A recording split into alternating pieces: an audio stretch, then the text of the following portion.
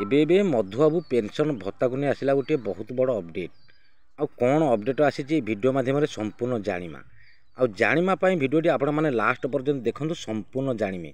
Election पूर्व जो घोषणा करथिला बीजेपी सरकार जो भत्ता 3500 टंका लागू करने इलेक्शन पूर्व जो बीजेपी सरकार घोषणा करथिला जो 80 वर्ष ऊर्ध्व वयस्क व्यक्ति माने जदि ओडिशा रे गठन करे सेमानक पई 3500 टंका लागू करने ता सहित 80% जो भिन्नक्षम दिव्यांग अक्षम असहाय एमानक पई मध्य 3500 टंका लागू करिवो बोली बीजेपी सरकार बहुत ही बड़ प्रतिश्रुति देइथिला। किंतु ताहा एबे तो बीजेपी सरकार ओडिशा रे आसी जाइछि।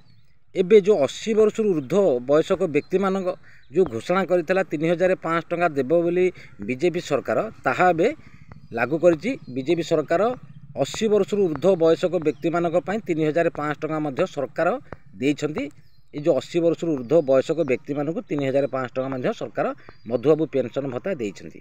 ता सहित 80% जो भिन्नक्षम दिव्यांग अक्षम सेमानक मध्य 3000 टंका 3500 टंका मध्य देइछंती। किंतु बहुत बड़ कथा हला जो 60 वर्ष किंबा 70 वर्ष सेमानक पई एपर्यंत कोनोसी सरकार घोषणा करिनांती 3000 पाइबे कि 3500 टंका पाइबे बोली। किंतु सरकार सेमानक पई मध्य 3000 टंका लागू करबा कथा। किंतु बहुत बड़ खुशी खबर होता से माने जो माने 60 वर्ष किंबा 70 वर्ष पाइका जदि 3000 टंका किंबा 3500 टंका लागू करते आम राज्य सरकार श्रीजुक्त मोहन चरण माझी से माने मध्य बहुत ही उपकृत होंते। जो वृद्धा वृद्धि जो 60 वर्षर किंबा 70 वर्षर से माने किछि उपकृत हेंते। किंतु आम राज्य सरकार एपर्यंत सेमानक पई कोनोसी घोषणा करना। किंतु निश्चिंत भाव में ये जो 3000 कि 3000 आम प्रिय मुख्यमंत्री श्रीजुक्त मोहन चरण माझी किछि बैठक बसई से माने को आम राज्य सरकार निश्चिंत किंतु 3000 कि 3500 टंका लागू करेंगे। जो 80 वर्ष ऊर्ध्व वयस्क मानक देइछंती 3500 टंका 80% जो भिन्नक्षम दिव्यांग एमान को जो देइछंती 3500 टंका ये 60 वर्ष किंबा 70 वर्ष पर निश्चिंत से आम राज्य सरकार 3000 हो 3500 टंका हो निश्चिंत देबे आम प्रिय मुख्यमंत्री श्रीजुक्त मोहन चरण माझी। किंतु यही 60 वर्ष किंबा 70 वर्ष वाला देले से माने मध्य किछि उपकृत हेबे। से जो गरीब गरीबा वृद्धा वृद्धि माने जो 1000 टंका पाउछंती सेमानकु मध्य 3000 टंका आम राज्य सरकार निश्चिंत से माने तांको भितरे जहाले बैठक बसैकी फाइनाल करिवे ए 60 वर्ष किंबा 70 वर्ष वाला 3500 टंका दबापाई मधुबाबू पेंशन भत्ता। किंतु इलेक्शन पूर्व जहाँ प्रतिश्रुति देइथिले ताहा बे पालन करिसेंती। जो 80 वर्ष ऊर्ध्व वयस्क व्यक्ति मानक पई जो 3500 टंका देबे बोली प्रतिश्रुति देइथिले ताहा मध्य एबे पालन करिसेंती आम प्रिय मुख्यमंत्री श्रीजुक्त मोहन चरण माझी।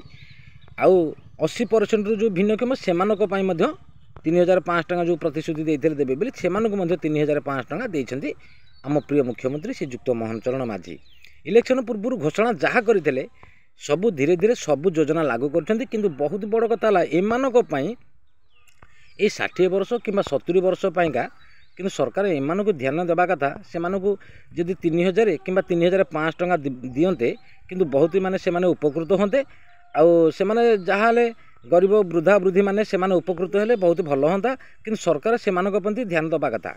किंतु निश्चिंत आम प्रिय मुख्यमंत्री श्रीजुक्त मोहन चरण माझी किछि बैठक बसई से माने जहाँ आम राज्य सरकार से फाइनाल करके 3000 हो कि 3500 टंका निश्चिंत ये मधुबाबू पेंशन भत्ता से देबे बोली निश्चिंत घोषणा करने आगो को निश्चिंत घोषणा करेंगे।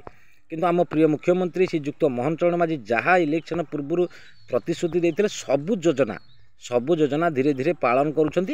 आउ ये मधुबाबू पेंशन भत्ता जो इलेक्शन पूर्व कही 80 वर्ष से कथा जो 80 वर्ष ऊर्ध्व वयस्क व्यक्ति मानक से जो प्रतिश्रुति देते पालन कर 80% जो भिन्नक्षम सेमानक पई मध्य जो प्रतिश्रुति देते सेमानक पई मध्य पालन करछंती।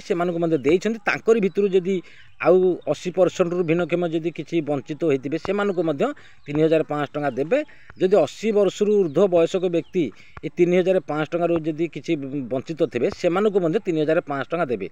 किंतु सरकार यही जो 60 वर्ष किंबा 70 वर्ष वाला निश्चिंत 3000 हो 3500 टंका मधुबाबू पेंशन भत्ता जदि लागू करते से माने बहुत खुशी होंते आउ किछि उपकृत मध्य से वृद्धा वृद्धि माने होंते।